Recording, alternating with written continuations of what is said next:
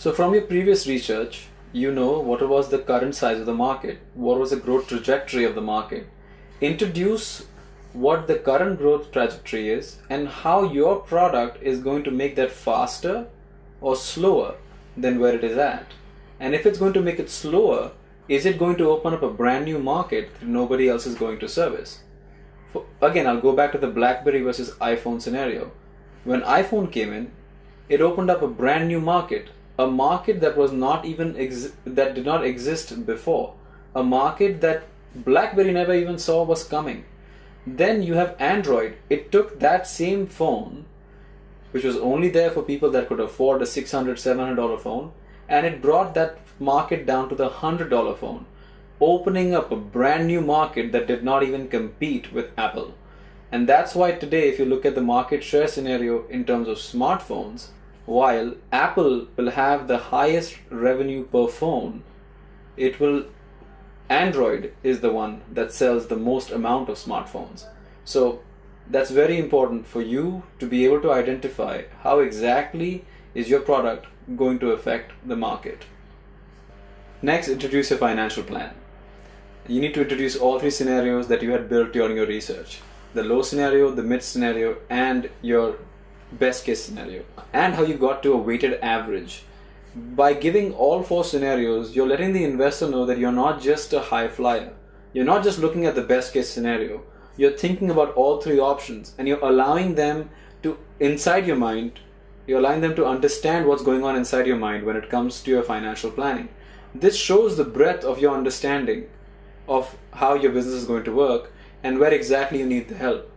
On the next slide after that, to show the MIS, which is the monthly income statement for year 1, 2, 3, 4, and 5. Year 1 should be on a month-by-month scenario. Sometimes if your funding is going to last longer than a year, then it should be there for the monthly data should be there for as long as your funding is going to be required. It should show how much revenue you're going to make, what are your expenses, and what is the negative cash flow. All right. So basically, in investor terms, what you call your revenue is a run rate, and what you're going to be spending is your burn rate. So if your burn rate is higher than your run rate, you normally have a negative cash flow or a negative burn. Your funding should total up to the exact amount that you're going to have as a negative cash flow over the period of your funding. So if over the next 18 months during which you require this funding, you have a negative cash flow totaling to about 80 lakh rupees, then that's the amount of funding you're looking for. So if you ask for more than the negative cash flows that you have, the investor will ask you, why do you require this extra money?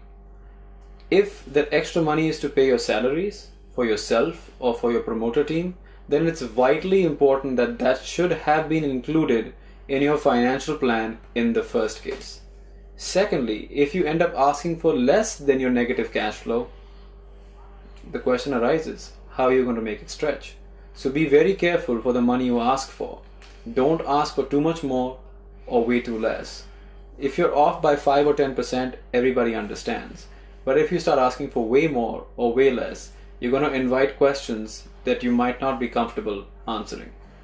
You need to identify and reveal to your audience what other kinds of help you want.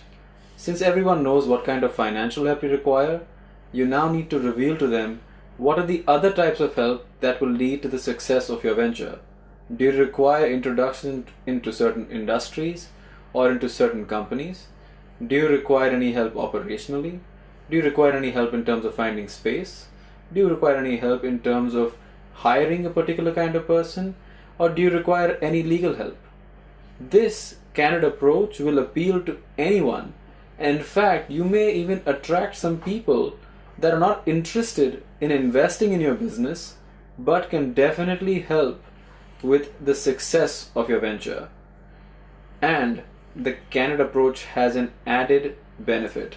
It will let your audience know that not only do you know your market and your competition, most importantly, you know yourself. You know what you're good at, and you know your limitations. And it totally ties into this quote.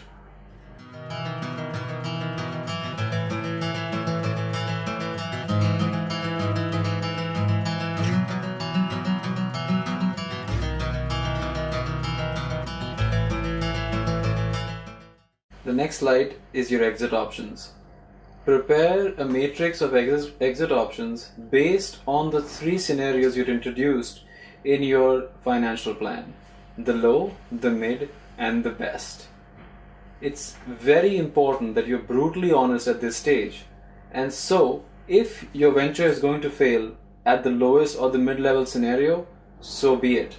Air it out. These investors are trusting you with their hard-earned money, and it is their right to know what's going to happen if you miss targets. Profits and losses are a part and parcel of every business, and every business goes through a business cycle. So if you try to sugarcoat it, or try to inflate your numbers, or try to shield investors from what would really happen to your business, trust me, you're only fooling one person, and that person is you. In conclusion, think about it this way. If your investor is not willing to support you at your lowest, do you think you should be involved in the first place?